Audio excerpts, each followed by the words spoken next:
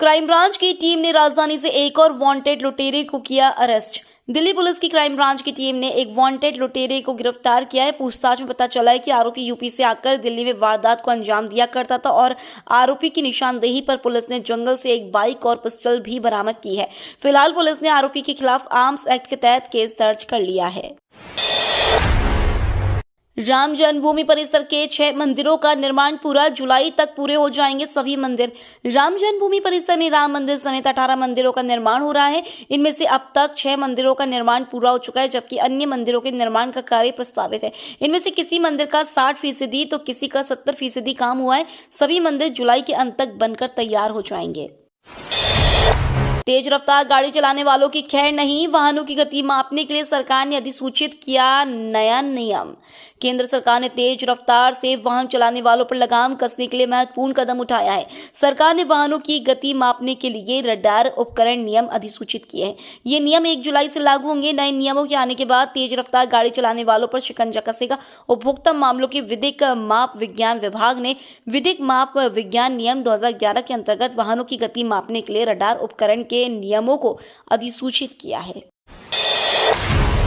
Jalgaon train हादसे में मारे गए 13 लोगों में 4 विदेशी भी शामिल। महाराष्ट्र के जलगांव में ट्रेन दुर्घटना में मारे गए 13 लोगों में से 4 की पहचान नेपाल के नागरिक के तौर पर हुई है। अधिकारियों ने गुरुवार को ये जानकारी दी। उन्होंने बताया कि दुर्घटना में मारे गए नेपाल के इन नागरिकों में एक लड़का और 2 महिलाएं शामिल है।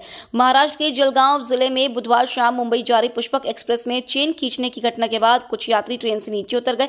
हालांकि पास की पटरी से गुजर रही दूसरी ट्रेन की चपेट में आने से कम 13 लोगों की मौत हो गई और 15 व्यक्ति घायल हो गए। रशीद इंजीनियर की जमानत याचिका पर दिल्ली हाईकोर्ट ने एनआईए से मांगा जवाब। आतंकी फंडिंग केस में जमानत मामले में जल्द निर्णय सुनाने की मांग से जुड़ी आरोपित जम्मू कश्मीर के सांसद रशीद इंजीनियर की याचिका पर दिल्ली हाईकोर्ट ने एनआईए से जवाब मांगा है। याचिका दायर में रशीद इंजीनियर ने ट्रायल कोर्ट के समक्ष लंबित जमानत के मामले पर शीघ्र निर्णय देने का अनुरोध किया है। 24 दिसंबर को पटियाला हाउस के अतिरिक्त सत्र न्यायाधीश चंद्रजीत सिंह ने रशीद की जमानत याचिका को खारिज कर दिया था। दिल्ली पुलिस ने मंगोलपुरी में किया नुक्कड़ नाटक, लोगों को समझाया वोटिंग क्यों है जरूरी।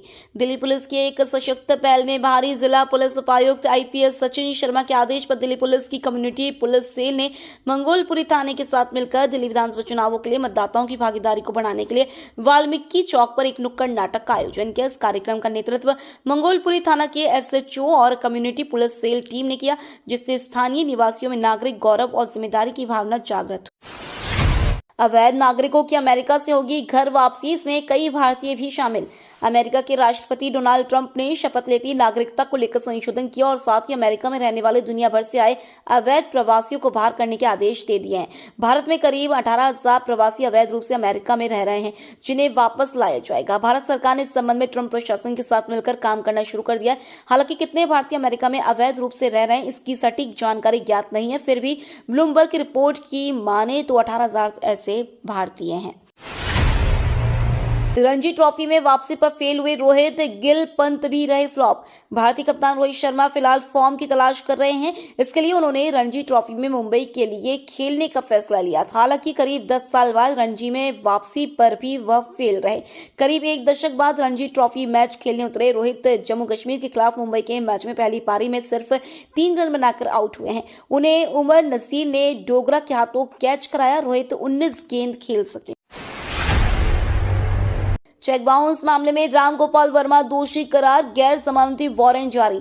मशहूर फिल्म निर्माता राम गोपाल वर्मा को मुंबई की एक अदालत ने लंबे समय से चल रहे चेक बाउंस मामले में 3 महीने की जेल की सजा सुनाई है। अदालत के इस फैसले से कई सालों से चल रही कानूनी लड़ाई का अंत हो गया है। उनके खिलाफ गैर जमानती वारंट भी जारी किया गया है। अंधेरी मजिस्ट्रेट कोर्ट ने चेक बाउंस मामले में फैसला सुनाने के लिए मंगलवार की तारीख तय की थी, जो फिल्म निर्माता द्वारा अपनी आगामी फिल्म सिंडिकेट की घोषणा करने से 1 दिन पहले की बात है।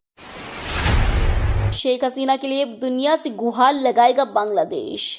बांग्लादेश की अंतरिम सरकार ने एक बार फिर कहा है कि वह अपनी पूर्व प्रधानमंत्री शेख हसीना को भारत से वापस लाने के लिए प्रयासों को जारी रखेगी और अगर जरूरत पड़ी तो वह अंतर्राष्ट्रीय समर्थन भी मांगेगी। कानून विभाग के सलाहकार आसिफ नजरुल ने कहा कि अगर भारत हसीना को वापस नहीं करता है तो यह भारत और बांग्लादेश के बीच प्रत्यर्पण संधि का उल्लंघन होगा। 77 वर्षीय शेख हसीना पिछले साल 5 अगस्त से भारत में है। हसीना के खिलाफ आंदोलन की वजह से उन्होंने पीएम पद से इस्तीफा दे दिया। केजरीवाल ने पुलिस द्वारा आप कार्यकर्ताओं के कथित उत्पीड़न को लेकर अमित शाह पर साधा निशाना।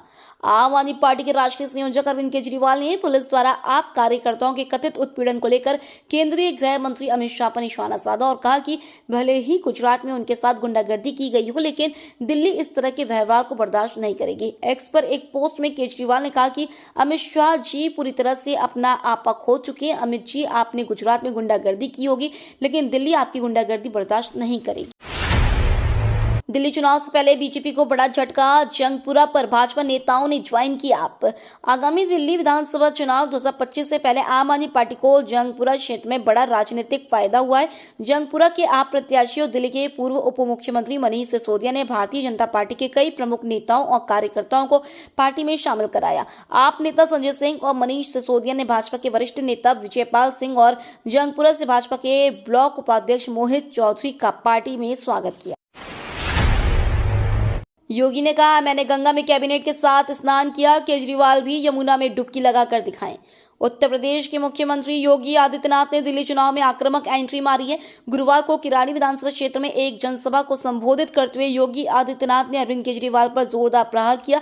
योगी ने प्रयागराज में कैबिनेट के साथ गंगा स्नान का जिक्र करते हुए केजरीवाल को चुनौती दी है कि वह भी अपने मंत्रियों के साथ यमुना में डुबकी लगाकर दिखाए। अलवर में इनकम टैक्स का एक्शन, त्रेहान डेवलपर्स के कई ठिकानों पर छापा।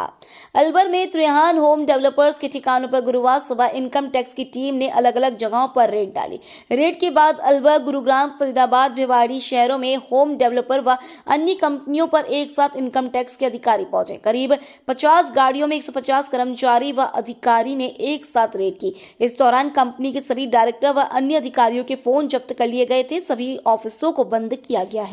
ये तो थी आज की बड़ी खबरें। रोजाना ऐसी ही सबसे पहले अपडेट पाने के लिए चैनल को सब्सक्राइब करना बिल्कुल ना भूलें। धन्यवाद।